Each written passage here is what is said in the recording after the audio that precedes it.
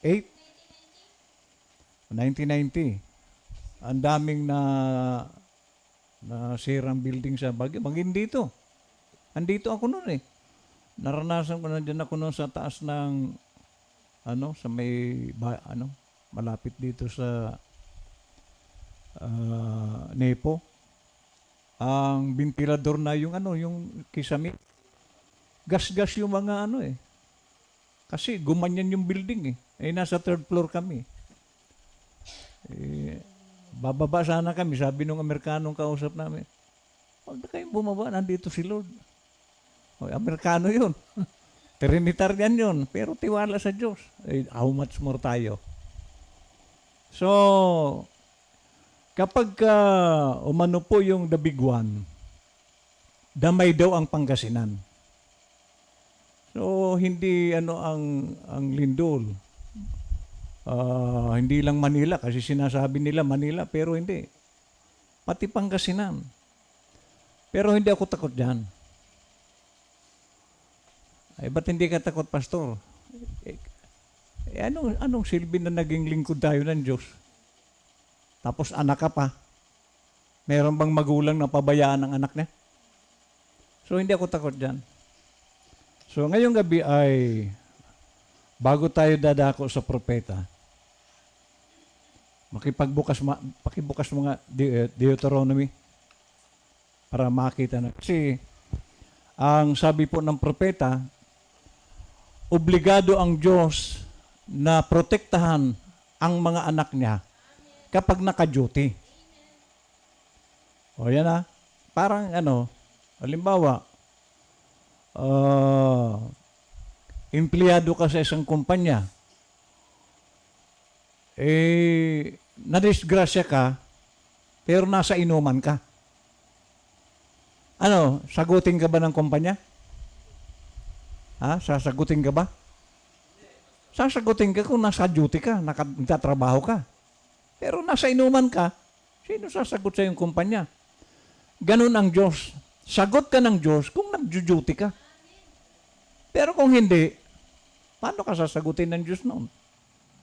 So ngayong gabi, kasi katulad ng karamdaman, although may karamdaman po na tayo ang may dahilan, tayo ang gumawa. Kasi halimbawa, bawal. Yun. Pigar-pigar yan. Tapos, malakas ang uric acid yan. Yung pa ang lagi mong, kasalanan mo yan. Huwag mong isisi kay Satanas yan. Ikaw ang may gawa niyan. Kasi, minsan nakakaawa rin si Satanas dahil nasisisi lagi. Binigyan ako ng, ikaw may gawa nun, hindi si Satanas. May sakit naman na galing kay Satanas talaga dahil siya talaga ang pinagmumulan ng sakit. Pero may sakit, ulitin ko, na tayo may gawa. Halimbawa, puyat ka ng puyat. Alam nga si Satanas pa ang siksihin mo niyan. Di ba? Puyat ka ng puyat, tapos yung mata mo, lumalim na. Ito, lagaan niya si Satanas. Sino may? Paano mo nasabing si Satanas yan? Ikaw itong puyat ng puyat. Di ba? So, ngayon, pag-aaralan po natin ang proteksyon ng Diyos. Kasi mahalaga po yun. Okay. Deuteronomy. Chapter 28. Okay, dito na tayo. Verse 1. Ayan. At mangyayaring kung iyong didinggin. Okay? Masikap ang ang tinig ng Panginoon mong Diyos upang isagawa lahat niyang utos na aking iniutos sa iyo sa araw na ito. Okay. So kung makikinig daw tayo sa salita niya, ano ang mangyayari? Itataas ka. Ibig sabihin, iaangat ka. Kung didinggin mo ang salita niya, ang utos niya. So, paano kung hindi ka naman sumusunod? Paano ka itataas ni Lord? Sa lahat ng mga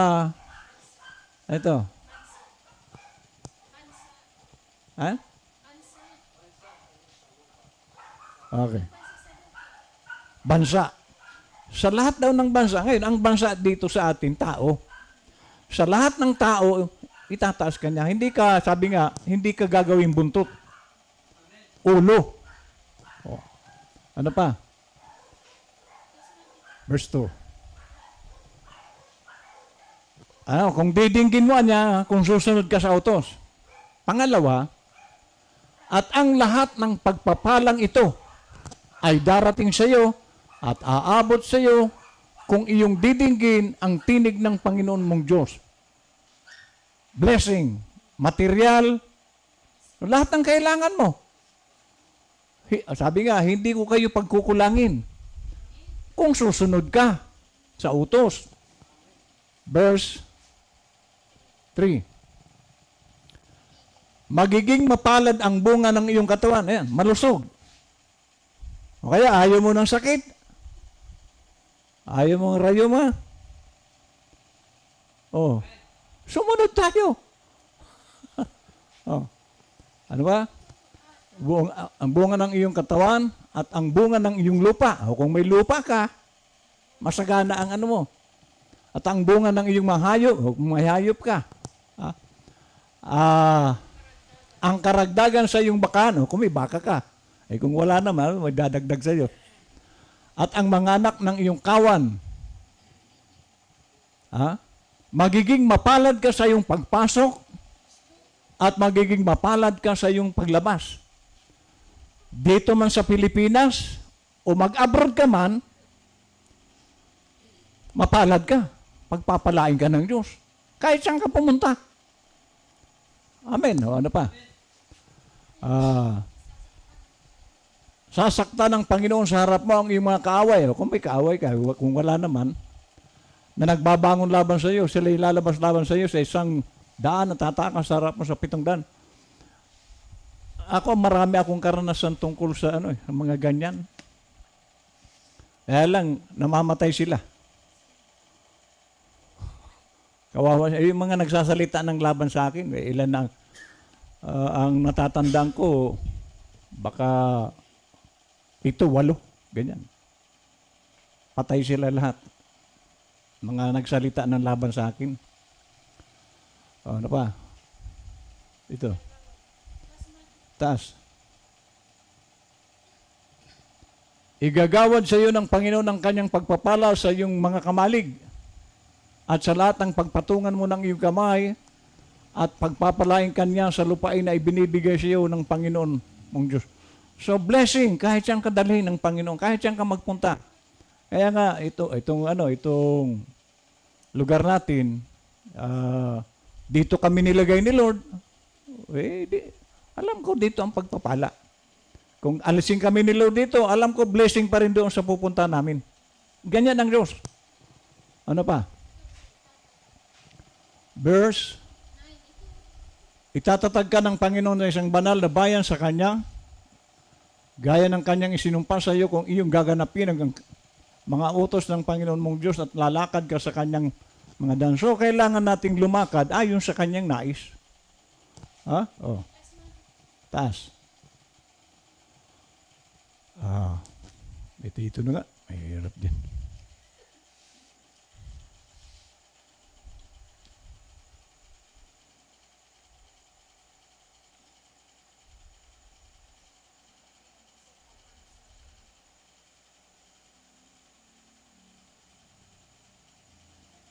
Anong verse na yun? 10?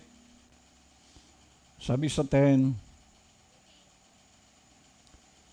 at makikita ng lahat ng mga bayan sa lupa na ikaw ay tinawag sa pamamagitan ng pangalan ng Panginoon at sila'y matatakot sa iyo. Kasi hindi ikaw ang matatakot. Sila ang matatakot sa iyo. 11, at ikaw ay pasasaganain ng Panginoon sa ikabubuti mo, sa bunga ng iyong katawan, at sa bunga ng iyong mga hayop, at sa bunga ng iyong lupa, sa lupain ay sinumpa ng Panginoon sa iyong mga magulang upang ibigay sa iyo. So wala pong plano ang Diyos na tayo ay maghirap. Ang plano ng Diyos, iangat ang buhay natin. Pero kung susunod ka, kasi kung hindi ka naman susunod, mamaya, bibilisan ko. Bubuksan ng Panginoon sa iyo ang kanyang mabuting kayamanan ng langit upang ibigay ang ulan sa iyong lupain sa kapanahonan at upang pagpalain ng buong gawa ng iyong kamay. At ikaw ay magpapahiram sa maraming bansa at ikaw ay hindi hiram o hindi ka na mangungutang. Mahirap yung may utang. Pero sabi ni Lord, ikaw ang magpapautang. Ikaw hindi ka mangungutang. 13. At gagawin ka ng Panginoong na ulo at hindi buntot. Ayun.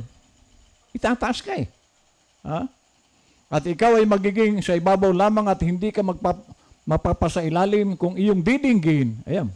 Ang mga utos ng Panginoon mong Diyos na aking iniutos sa iyo sa araw na ito na iyong sundin at gawin. So, puro pagsunod. Paano kung hindi ka naman sumusunod? At huwag kang lilihisan naman sa mga salita na aking iniutos sa inyo sa araw na ito, sa kanan o sa kaliwa upang sumunod sa ibang mga Diyos na paglilingkuran sila.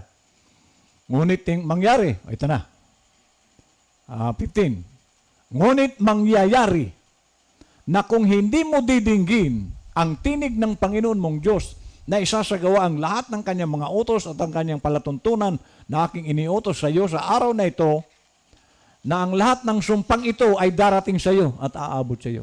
So pag hindi ka susunod, sumpa. Kaya huwag kayong magtaka bakit may mga taong nasasagasaan. Yung iba nahuhulog, kung ano-anong nangyari, nalilindol, kung ano-ano. Hindi siguro sumusunod na mga yan. Sabi dito, susumpain ka sa bayan at susumpain ka sa parang. Susumpain ang iyong buslo at ang iyong palayok. Pati apektado ang iluluto mo. Ang gapo. Susumpain ang bunga ng iyong katawan. Ayan, sakit. Magiging sakitin ka. At ang bunga ng iyong lupa at ang karagdagan ng iyong kabakahan at ang mga anak ng iyong kawan, puro sumpa. Susumpain ka sa iyong pagpasok at susumpain ka sa iyong paglabas. Dito man sa bayan natin, lalabas ka man, walang blessing.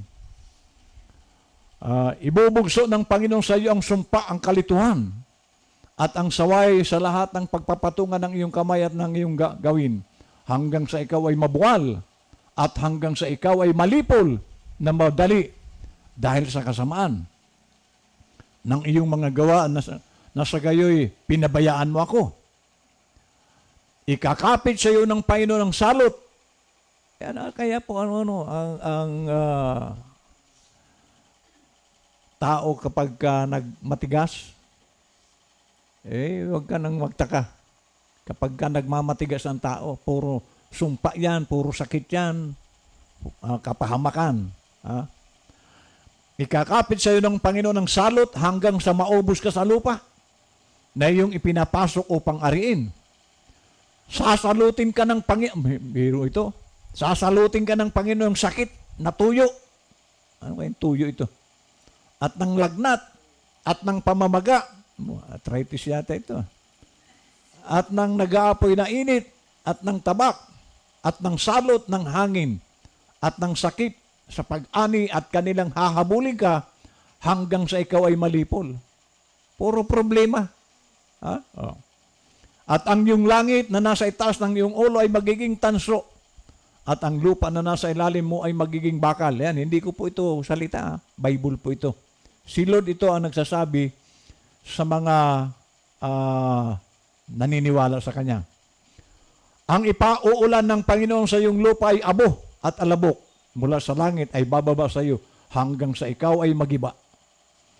Pasasaktan ka ng Panginoon sa harap ng iyong mga kaaway, ikaw ay lalabas sa 100 laban sa kanila, tataka sa 700 sa harap nila, at ikaw ay papagparuot, parituhin sa lahat ng mga kaharian sa lupa. Magiging, wala ka ng direksyon ba? At maraming Kristiyano walang direksyon. Maraming tayo walang direksyon. Sasalutin ka ng Panginoon ng bukol sa Ehipto at ng mga grano at ng kati at ng galis. Matindi ito. Na hindi magpagagaling. Sasaktan ka ng Panginoong pagkaulol at ng pagkabulag at ng pagkagulat ng puso. At ikaw ay mag-aapuhap sa katanghaliang tapat na gaya ng bulag na nag-aapuap sa kadiliman at hindi ka giginhawa. Yun ang mga masakit yan. Kahit anong aral ang gawin mo, hindi ka giginhawa sa iyong mga lakad. At ikaw ay mapipighati at sasamsaman kailanman at walang taong magliligtas sa iyo. Ikaw ay mag-aasawa at ibang lalaki ang sisiping sa kanya. Ito pa masakit. Mayroon mag-asawa ka, ibang katabi. Ha? Ikaw ay magtatayo ng isang bahay at hindi mo tatahanan. Ayun, magtayo ka ng bahay, iba ang titira. Ikaw ay mag-uubasan at hindi mo mapapakinabangan ang bunga naon. Okay, so hindi ko na po itutuloy. Dahil pupunta po tayo sa propeta.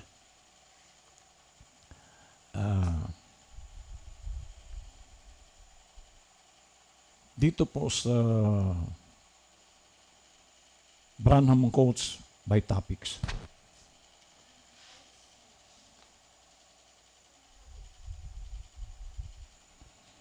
Okay.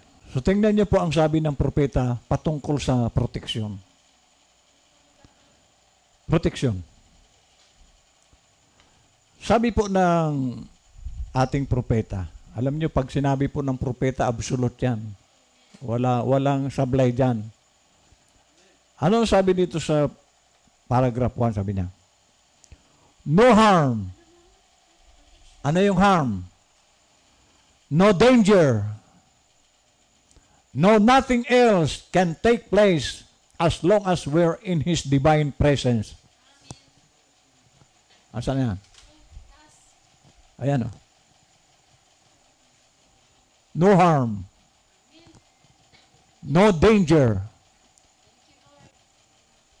Pagka ikaw po ay tagasunod,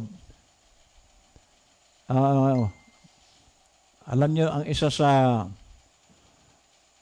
nababanggit ko tuwing umaga sa prayer ko, na Lord, lagi mo kaming ilayo sa lahat ng panganib, pangamba, pag-alala, pagkabalisa. At nangyayari. Hindi pa ako balisa, hindi ako nag-aalala. Bakit? Iyan ang sabi ni Lord.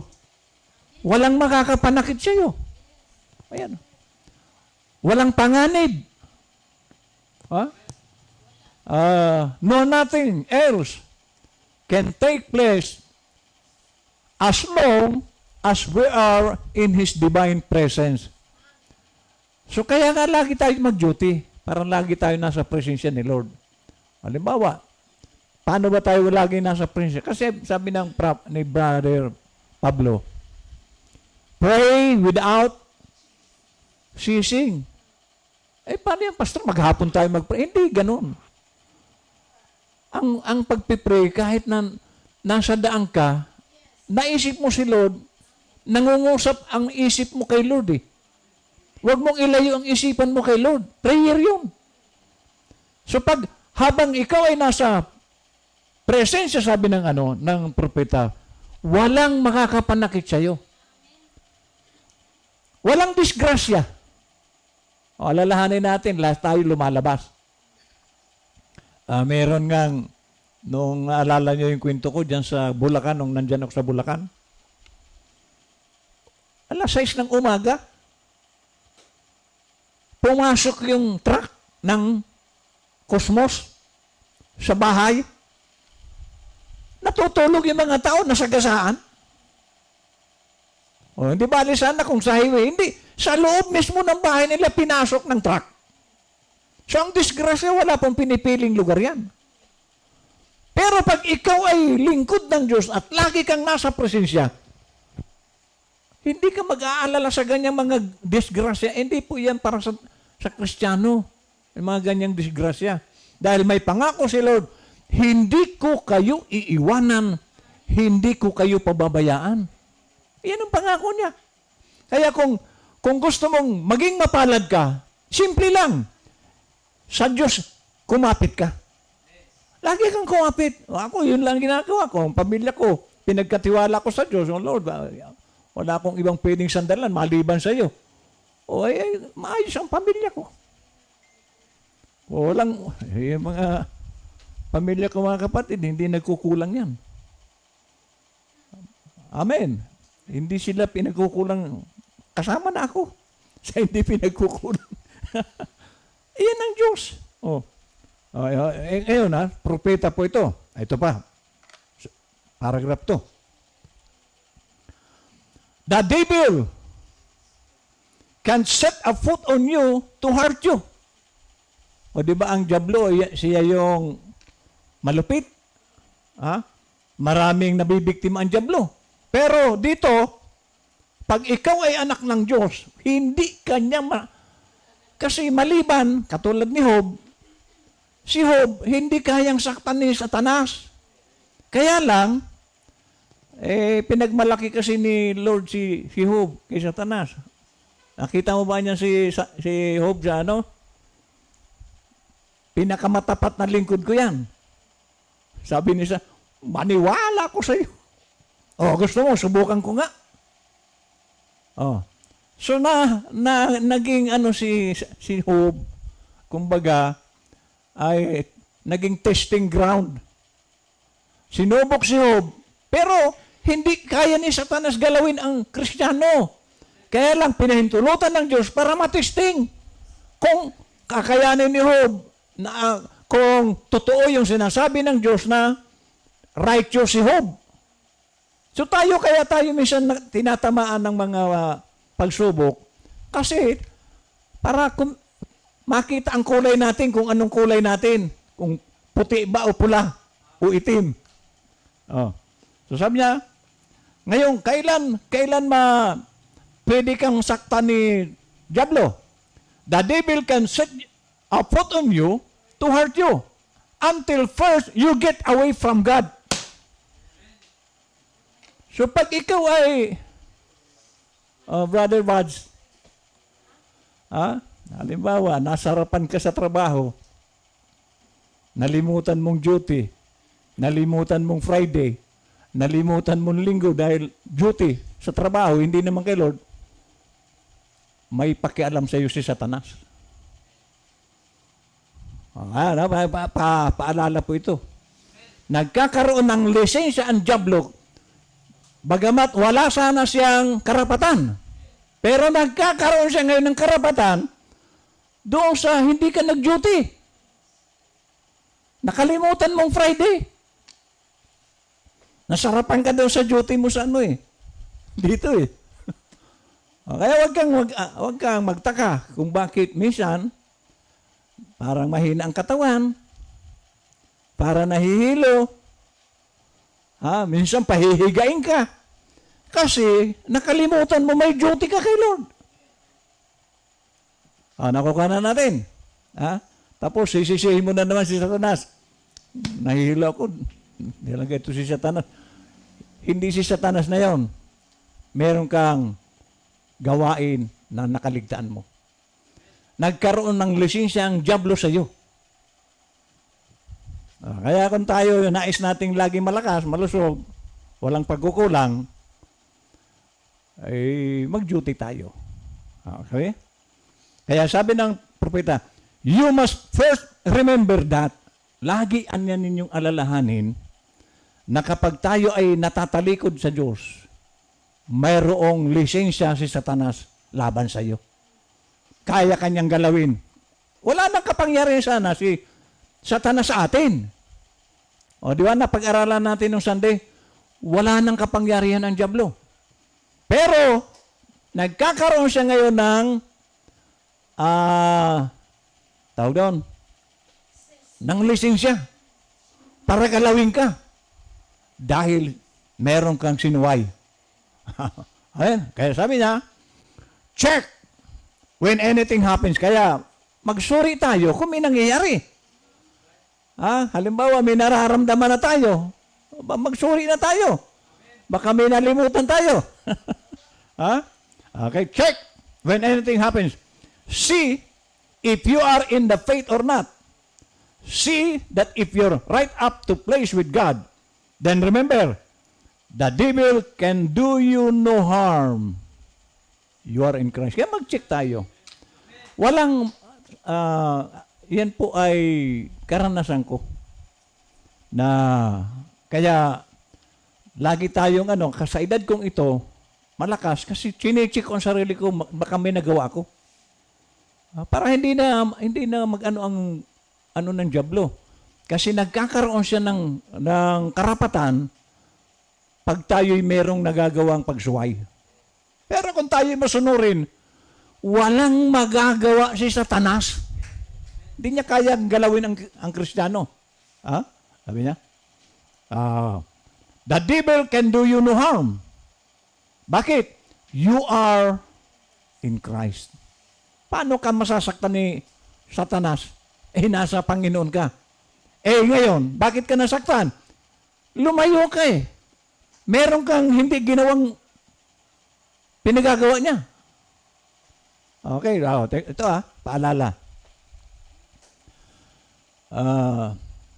Sa akin po, kaya magtataka kayo, bakit hindi ko magawa na, kasi pwede naman ako magbakasyon. Di ba? Pero hindi ko magawa. Mag-ano man ako, nasa gawain ako. Katulad nung pumunta kami ni Dindo sa Bicol. Pero binili nang ko si, sino ba nag-preach nun? Brother Fernando, Pero, umalis man ako rito, nangaral ako sa Bicol. Ilang araw ako nangaral doon. Dalawang simbahan yung pinag-preachan ko. So, hindi pa ako uma-absent kay Lord. Bakit ayoko mapalo? Ayokong dumanas ng kapahamakan. Kasi wasang tayo may tinatakasan, kasi pagtakas yan eh. Yung Friday, wala ka, tumakas ka na naman. Bakit? Alam mo, mayroon tayong gawain dito, tumatakas ka. O ngayon, magtataka ka. Minsan, wala kang trabaho. Kasi may sumpa nga eh. Sabi kanina, sa Deuteronomy, minsan, nasa sakit ka. Kasi nakaligtaan mo na meron kang tungkulin. Kaya nga, naalala ko na naman, nandiyan mo si Dindo? Wala. Kasi sabi ni Brother Dindo, dito pa sa pulpito, tuwing ang niyang ikalawang linggo, nandito ako. Umabot na ng buwan, wala. Ayun, napalo. Mayroong mahigit siyang linggo siyang hindi nakabangon. Sabi ko, Brad, ulitin mo uli. Baka 2 linggo na. Ganyan ang Diyos. Pinapaalala sa atin na pag tayo'y nakakaligtaan natin yung tungkulin natin, may darating. Kaya ako ayaw kong mangyari yun sa akin. Kaya natili ako malakas. Hello? Baka mamaya, kayo mga bata pa, baka magtungkod na kayo. Amen? Pero, huwag kang mag-alala. Gawin mo lang yung tungkulin mo. Magiging maganda ang ating resulta ng buhay. Okay. Ito. If God's ordained you to do something, then He's your protection. So pag may pinagagawa sa atin si Lord, ako po nakasama ko si Fernando doon sa Alaminos. Naalala mo yung Brad, si Brother Boy, yung pinunta natin doon sa, nagkwento sa'yo na nangangaral kami sa karsada. Lumapit sa akin yung may dalang itak. Hinarap ko. May nagawa ba? Pagdating sa harap ko, tahimik na. Iyan ang Diyos. Protektado ka ng Panginoon. Pag may pinagawa, nangangaral ako sa karsada Paitan. Kasama ko yung mga kapatiran doon. Tatakbo na nga sana brother. Sabi ko, kayong alis. Galit. Ang demonyo, ang galit yan sa nangangaral. Nagsalita ng Diyos. Sabi niya, then He's your protection. See? He will protect you.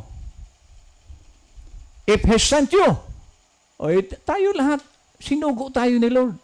Protektado tayo ni Lord. Punta tayo ng Bicol. Meron ba kayong aberya? Pumunta tayo, punta na tayo sa Bicol. Meron bang aberya? Nasiraan ba tayo? Nagkulang ba tayo? Smooth ang biyahe natin. Hanggang pauwi. Wala tayo naging problema sa daan. Bakit? Isinugo tayo ni Lord sa Bicol na mag-camp. So yan po ang Diyos. Once na may pinagagawa ang Diyos, protektado tayo. Ayan po ang, tingnan nyo. Pumunta kami ni Jackie, si Wing, si Fernando, Mindanao. Sabi ko, sa loob-loob ko, nakasakay din ako dito sa Tutubi. Kauna-unahang sakay ko sa Tutubi. Maayos. Hanggang sa paglipad, hanggang sa paglanding, hanggang sa pagbalik. Maayos ang biyahe. Amen? Yung ating kapatid sa Japan, maayos din ang biyahe niya. Bakit? Kasi sinabi rito, kapag tayo ay isinugo ng Diyos, inutusan tayo ng Panginoon na kung anong ipagagawa niya, sabi rito, He will back up your word. You are an ambassador din. Ano yung ambassador? Representative ka ng Diyos. Kumbaga, isa kang congressman ni Lord. Paano kanya pababayaan? At iyan po ang kalagayan natin. Kaya huwag tayong manghinayang yung Biyernes, yung iba nanghihinayang sa Biyernes. Kapatid, pabor sa iyo yan. Dahil nagjo-duty ka, ang daming proteksyon na gagawin sa iyo ni Lord. Pero kung pababayaan mo ito, huwag kang magtaka. Kung bakit minsan may nararamdaman ka, bakit minsan nagkukulang ang bulsa mo, bakit minsan may problema ka, kasi yung duty mo, pinabayaan mo. Meron tayong gawain kay Lord eh. Ambassador pala tayo. Ito. Anong paragraph na ito? If you and I live without Jesus, we are going to get in trouble too. Ayan na. Kapag daw tayo ay, kumbaga, iniiwan mo si Lord, papasukin mo problema. Yan ang nangyayari sa maraming Kristiyano na pinababayaan nila ang kanilang tungkulin kay Lord. Ano sabi dito? We're going to get in trouble too. The devil is going to set a trap for us just as soon as we get out from under that shelter of His protection. So pag tayo lalabas sa proteksyon ng Panginoon, nandyan na, papasok na si Satanas. Kung ano-anong problema ang ibibigay sa iyo. Kasi wala kang proteksyon. Anong proteksyon mo? Lumabas ka. Kumbaga sa nag-duty ka nga, sa inuman naman. Anong proteksyon mo sa kumpanyang pinapasukan mo? Kahit pulis, na nabaril ka sa inuwan, sa nightclub, anong makukuha mong insurance? Anong makukuha mong ng gobyerno? Nabaril ka, nag-iinuman kayo sa beer house. Kung nabuhay ka pa, baka ikulong ka pa. Sabi niya, if there's a question in your mind on anything, don't do it. Kaya tayo, kapag tayo po ay, kasi kadalasan, kaya tayo nakakalimutan natin yung ating tungkulin kasi kung ano-anong pumapasok sa isip natin. May mga isip tayo na mabuti naman ang Diyos, mabait ang Diyos. Alisin mo sa isipan mo yan. Mabait nga ang Diyos, pero kung inaabuso mo naman, palagay niyo. Di ba? Kasi unfair, kung yung katulad ng ating mga ninuno, sina Pablo, sina Pedro, naglingkod sila ng maayos. Nagsakripisyo sila. Tapos tayo paupo-upo lang. Unfair yun. Kailangan kung paano sila nagsakripisyo, ganun din tayo. Kaya ako ginagawa, nakita niyo ang sakripisyo ko rito. Nagpasimula ako sa mangin, walang membro. Ang kauna-una kong membro, si Brother Chris. Sakripisyo. Hanggang sa umano si Melchor. At yung mga kabataan doon. Ako pang bumibili ng mga palda nila. Sa halip na akong bigyan ng offering. Ako pa, pagdating ng tanghalian, pinapakain ko. Sakripisyo. Pero hindi pa ako nabigo. Nakita nyo naman. Noon, muntik na nga ang gitara ko, bilao eh. Wala talagang kagamit-gamit.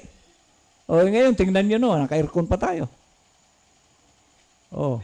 Noon, pati sasakyan ko noon, wala. Yung tricycle na mabuti, si Carmela noon, binigayan. Pero talaga nagpasimula ako sa zero. Pero makikita nyo na ang paglilingkod kay Lord, hindi ka lugi. Ako na? Ngayon, paano ko pa ito tatalikuran na magagandang bagay na ginagawa ng Diyos sa buhay namin? So, patuloy akong maglilingkod sa Diyos, pati pamilya ko. Kaya nga, sabi ko nga, pag dumating na yung hinihingi natin, patitigilin ko na ito kasi ang nagtatrabaho ito, naglilingkod sa tao. Pero pag dumating yung kay Lord ito maglilingkod na. Full time. Sabi dito. The devil is going to set a trap for us just as soon as we get out from under that shelter of His protection. Okay. Next slide. Now, ito. There's a red light here in the city. So, traffic. Di ba may traffic dyan? Sa bayan? Ilang kulay ang traffic? Pag nagdilaw na, magdahan-dahan ka na dahil ang kasunod niyan ay red. Okay. So, itong traffic, sabi rito, now there's a red light here in the city, and it turns red and green. That tells you when you can stop and go. So itong traffic light, iyan ang nagbabadya kung kailangan mong mag-go o mag-stop. May nakita po ako dyan sa YouTube, nag-red yung light, motor, single. Nag-red na, dumiretso pa, tumakbo na yung kasalubong. Circus niya. Sino ang sisisihin niya? Kaya nga yan inilagay ng traffic light sa kaligtasan ng tao. Binayulate niya. Sumong ka, red.